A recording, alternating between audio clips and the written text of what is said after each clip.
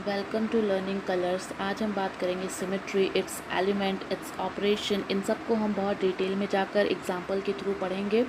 ये हमारे बीएससी और एमएससी केमिस्ट्री का एक पार्ट है जो हमारे एग्ज़ाम में बहुत ज़्यादा पूछा जाता है।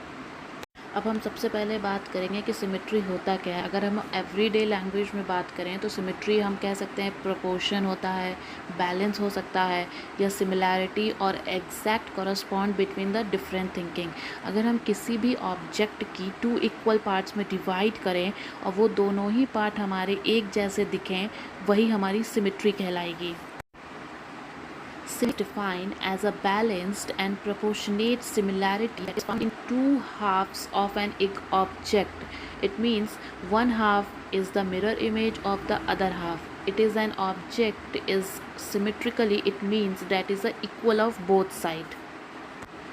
मतलब कोई ऑब्जेक्ट जिसको हम टू इक्वल हाफ में डिवाइड करें एक दूसरे का, वो मिरर इमेज कहलाए, वही हमारा सिमेट्री कहलाएगा।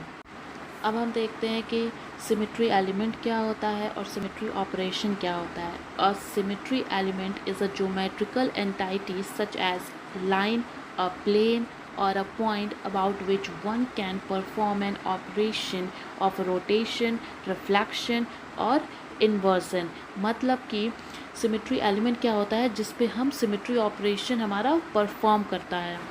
जैसे कि हम आगे पढ़ेंगे कि हमारा सिमेट्री ऑपरेशंस क्या होते हैं, जैसे कि रोटेशन, रिफ्लेक्शन, इन्वर्जन, कौन सा सिमेट्री एलिमेंट का कौन सा ऑपरेशन है, ये सारी चीज़ें हम डिटेल में आगे पढ़ेंगे। तो सिमेट्री एलिमेंट हमारा क्या हुआ कि एक लाइन, एक पॉइंट या एक प्लेन हो सकता है जिस पे हमारा सिमेट्री ऑपरेशंस परफॉर्म करता है, काम करता है। अब हम बात करते हैं कि सिमेट्री ऑपरेशन क्या होता है। और symmetry operation is a movement of a molecule और ऑब्जेक्ट। ये एक ऑपरेशन है जिसकी मॉलिक्यूल या ऑब्जेक्ट पे हम मूवमेंट करते हैं अबाउट एन सिमेट्री एलिमेंट। अब जो सिमेट्री एलिमेंट है या सिमेट्री ऑपरेशन है, ऑपरेशन वो चीज़ होती है जो सिमेट्री एलिमेंट पे परफॉर्म करता है। जैसे कि रोटेशन, किसी भी मॉलिक्यूल का रोटेशन करना है हमें, तो वो ऑपरेशन कहलाएगा। रोटेशन, किसी भी मॉलिक्यूल को हमने टू इक्वल पार्ट्स में अगर डिवाइड किया, तो जो लाइन से डिवाइड किया, जो लाइन है या पॉइंट है या प्लेन है, वही हमारा ऑपरेशन है। वो किसी भी टाइप का होता है, हो सकता है या तो रोटेशन हो सकता है, रिफ्लेक्शन हो सकता है, इन्वर्जन हो सकता है। तो यही हमारा कहलाएगा सिमेट्री ऑपरेशन। मतलब सिमेट्री एलिमेंट पे, सिमेट्री एलिमेंट्स के कुछ ऑपरेशंस होते हैं, वो जो ऑपरेशन होता है वो मॉलिक्यूल के पे वर्क करता है मूवमेंट में। अब हम देख लेते हैं कि हमारे सिमेट्री एलिमेंट्स क्या कितने होते हैं और ऑपरेशन उनके क्या क्या होते हैं। पहला हमारा होता है प्रॉपर एक्सिस ऑफ रोटेशन, जिसको हम CN से डिनोट करते हैं। दूसरा होता है हमारा प्लेन ऑफ सिमेट्री, जिसको हम सिग्मा से डिनोट करते हैं। थर्ड होता है हमारा प्रॉपर एक्सिस ऑफ रोटेशन, या उसी को हम कह देते हैं सब्सिडियरी एक्सिस, जिसको हम SN से डिनोट करते हैं।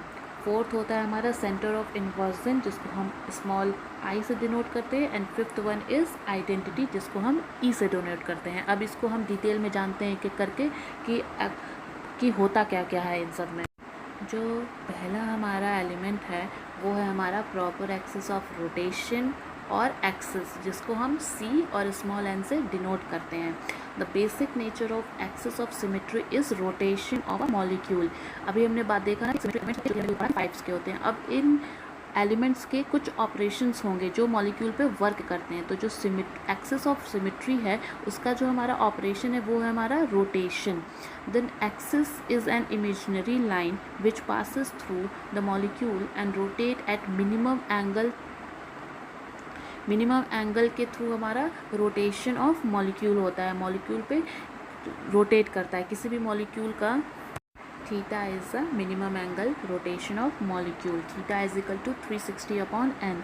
हमें थीटा कैसे पता चलेगा? 360/n कितने नंबर ऑफ फोल्ड है हमारा, उसे नीचे करके डिवाइड करेंगे, हमारा थीटा निकल आएगा। देन n यहाँ पे हमारा क्या है? Number of fold. Then axis are classify into two categories. पहला है हमारा प्रिंसिपल एक्सिस। प्रिंसिपल एक्सिस किसे हम कैसे पता करेंगे कि हमारे मॉलिक्यूल में प्रिंसिपल एक्सिस कौन सा है और सेकेंडरी एक्सिस कौन सा है, ये हम कैसे देखेंगे। अब प्रिंसिपल एक्सिस को पहचानने के 3-4 रूल्स हैं, उसको हम देख लेते हैं। If a molecule having only one axis in a molecule, in that case it will considered a principal axis. ऐसे कोई भी मॉलिक्यूल जिनमें सिर्फ और सिर्फ एक एक्सिस प्रेजेंट हो, उसको हम प्रिंसिपल एक्सिस कंसीडर करेंगे।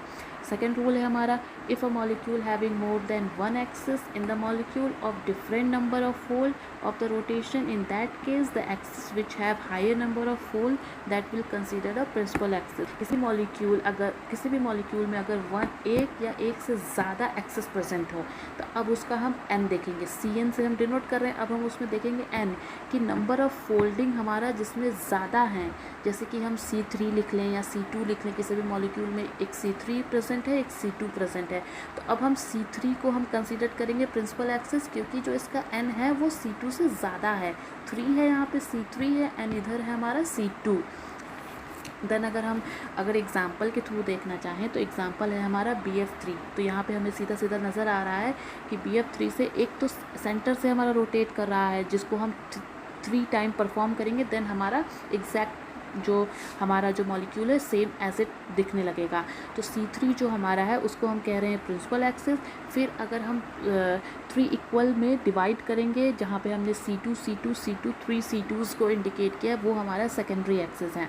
जो हायर नंबर ऑफ फोल्डिंग होगा उसको हम प्रिंसिपल एक्सिस करेंगे और बचे हुए को हम सेकेंडरी एक्सिस कहेंगे। ऐसा ही हमारा P2Cl4 2- का एग्जाम्पल है, सेंटर से हमारा C4 हो रहा है और फिर हम 4 टाइम्स C2 को कट कर रहे हैं। जो 4 टाइम्स C2 को हम रोटेट कर रहे हैं वो हमारा सेकेंडरी एक्सिस कहलाएगा और जो हमारा सेंटर से जा रहा है वो हमारा प्राइमरी एक्सिस कहलाएगा। Now rule number 3, when more than one axis of same field present into the molecule, in that case the axis which passes through higher number of atom of a molecule will consider as a principal axis. Example ethylene, अगर किसी भी molecule में एक जैसे axis present हो, same field के present हो, like अगर हम नीचे एग्जांपल देखें इथाइलिन C2, यहाँ पे C4 की जगह पर C2 ही लिखा हुआ है, तो अगर सेम फील्ड के प्रेजेंट हो तो इसमें हम कैसे पता कर सकते हैं कि हमारा कौन सा प्रिंसिपल एक्सिस है और कौन सा सेकेंडरी एक्सिस है। तो जो सबसे ज़्यादा मॉलिक्यूल को कट करते हुए जो भी रोटेशन कर रहा होगा वही हमारा प्रिंसिपल एक्सिस कहलाएगा। तो अगर हम सबसे पहला वाला C2 देखें तो एक H को कट कर रहा है, एक कार्बन को कट कर रहा है, एक और हाइड्रोजन को कट कर रहा है, मतलब 3 चीज़ों को कट करते हुए वो एक्सेस निकल रही हैं। और अगर उसके बाद वाला हम देखें तो वो सिर्फ कार्बन को कट कर रहा है। तो बेसिकली जो सबसे ज़्यादा number of atoms of a molecule को कट करेगा वही हमारा प्रिंसिपल एक्सेस होगा और बाकी सब हमारे सेकेंडरी एक्सेस होगा। अब फोर्थ पे चलते हैं, when a molecule having more than one axes in a molecule of a same fold or same environment, in that case all the axis will consider a principal axis. अगर किसी भी molecule में same environment के same fold present हो तो सारे के सारे हम प्रिंसिपल एक्सिस कंसीडर करेंगे। इसका एग्जांपल है हमारा CH4 और SF6। अब हम चलते हैं दूसरे एलिमेंट पे जो कि हमारा है प्लेन ऑफ सिमेट्री, जिसको हम सिग्मा से डिनोटेड करते हैं। The plane is a imaginary element of symmetry which bisect और reflect a molecule into 2 equal half of planes. मतलब कोई भी मॉलिक्यूल या कोई भी प्लेन या ऑब्जेक्ट या मॉलिक्यूल जिसको हम 2 इक्वल पार्ट में रिफ्लेक्ट कर सकते हैं या बाइसेक्ट कर सकते हैं, मतलब कि कट कर सकते हैं 2 इक्वल पार्ट्स में, वही हमारा प्लेन ऑफ सिमेट्री कहलाएगा। इसको हम इंडिकेट करते हैं सिग्मा से। अब हमारा the planes are classified into the 3 category. जैसे हमारा एक्सिस ऑफ रोटेशन में 2 टाइप्स थे, कैटेगराइज हो रही थी, वैसे ही हमारा प्लेन ऑफ सिमेट्री 3 टाइप्स के हो गए। अब वो कौन कौन से हैं? पहला है हमारा वर्टिकल प्लेन, जिसको हम डिनोट कर रहे हैं सिग्मा V से। When plane is parallel to the principal axis. अगर हम डायग्राम को देखें तो पिंक कलर का जो है हमारा वो प्रिंसिपल एक्सिस है। ऐसा कोई भी प्लेन जो प्रिंसिपल एक्सिस के पैरेलल में हो उसे हम वर्टिकल प्लेन कहते हैं। Plane axis parallel to the principal axis parallel to the plane, उसको हम कह रहे हैं वर्टिकल प्लेन। दूसरा है हमारा हॉरिजॉन्टल प्लेन, जिसको हम सिग्मा H से डिनोट कर रहे हैं। When plane is perpendicular to the principal axis is known as horizontal plane. कोई भी ऐसा प्लेन जो कि परपेंडिकुलर हो प्रिंसिपल एक्सिस के, वो हमारा हॉरिजॉन्टल प्लेन कहलाएगा। इसका एग्जांपल हमने BF3 लिखा है। Then principal axis perpendicular to plane, जिसको हम सिग्मा H कह रहे हैं। सिग्मा H मतलब horizontal plane. Then third one is dihedral plane, जिसको हम डिनोट कर रहे हैं सिग्मा D से। One a plane bisect 2C2 at an angle theta is known as sigma D। कोई भी ऐसा मॉलिक्यूल जिसमें हम दो C2 को कट करते हुए कोई भी प्लेन अगर जा रही है तो वो हमारा डाईहेड्रल प्लेन कहलाएगा। अब हम एक चार्ट के थ्रू देख लेते हैं कि प्लेन ऑफ सिमेट्री हमारा क्या होता है। अभी हमने पढ़ा कि प्लेन ऑफ सिमेट्री में 3 टाइप्स होते हैं, जो कि वर्टिकल प्लेन जिसको हम सिग्मा वी से डिनोट करते हैं, जो हमारा प्रिंसिपल एक्सिस के पैरेलल प्रेजेंट होता है। Second one is horizontal plane जिसको हम सिग्मा एच कह रहे हैं, जो कि हमारा perpendicular to principal axis present होता है। तीसरा हमारा होता है डाईहेड्रल प्लेन जिसको हम सिग्मा डी से डोनेट करते हैं। अब इसमें 2 टाइप्स हो गया, एक हो गया सिग्मा एच जहाँ पे हॉरिजेंटल प्लेन एब्सेंट हो या हॉरिजेंटल प्लेन प्रेजेंट हो, सिग्मा एच प्रेजेंट हो। अगर किसी भी दो C2 को कट करते हुए हमारा एक प्लेन जा रहा हो तो अभी हमने देखा वो हमारा डाईहेड्रल प्लेन प्रेजेंट होगा जिसमें हमारा sigma h horizontal plane absent हो। एंड देन किसी मॉलिक्यूल में हमारा सिग्मा एच प्रेजेंट है तो अब उसमें हम 2 चीज़ देखेंगे कि हमारा नंबर ऑफ फोल्ड ऑड है तो हम सिग्मा वी से डिनोट करेंगे उस मॉलिक्यूल को, और अगर नंबर ऑफ फोल्ड हमारा इवन है तो n/2 सिग्मा वी कहेंगे और n/2 सिग्मा डी कहेंगे। ओके, अब हम एक एग्जाम्पल के थ्रू पूरा प्लेन ऑफ सिमेट्री समझते हैं और एक्सिस ऑफ रोटेशन समझते हैं कि बेंजीन एक मॉलिक्यूल है जिसमें हम देखते हैं कि कितने एक्सिस ऑफ रोटेशन होते हैं, कौन सा प्रिंसिपल एक्सिस होता है, कौन सा सेकेंडरी एक्सिस होता है, प्लेन ऑफ सिमेट्री में कौन सा वर्टिकल प्लेन है, कौन सा हॉरिजॉन्टल प्लेन है, तो देखते हैं। अब ये बेंजीन एक मॉलिक्यूल बना है जिसमें सेंटर पे देखिए C6 रोटेशन हुआ है जिसको हम प्रिंसिपल एक्सिस कह रहे हैं, मतलब कि नंबर ऑफ फोल्डिंग जो है 6 है, हाईएस्ट नंबर ऑफ फोल्डिंग है तो इसको हम प्रिंसिपल एक्सिस कह रहे हैं। इसमें C2 है, एक्सिस ऑफ रोटेशन C2 भी प्रेजेंट है, 2 कार्बन को 6 कार्बन है, हर दो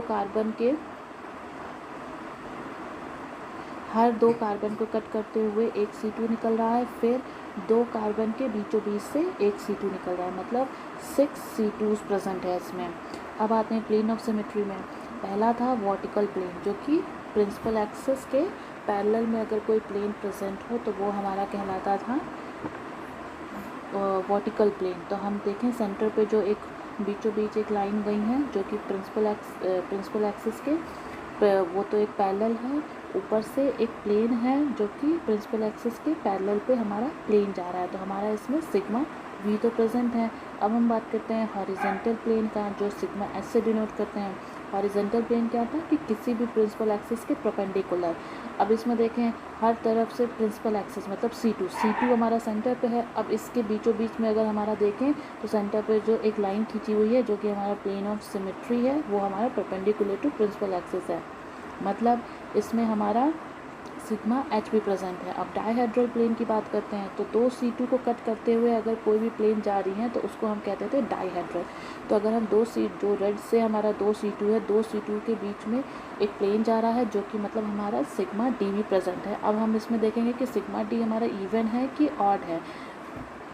उसको देखने से पहले हम देख लेते हैं कि डाईहेड्रल प्लेन इसमें प्रेजेंट है।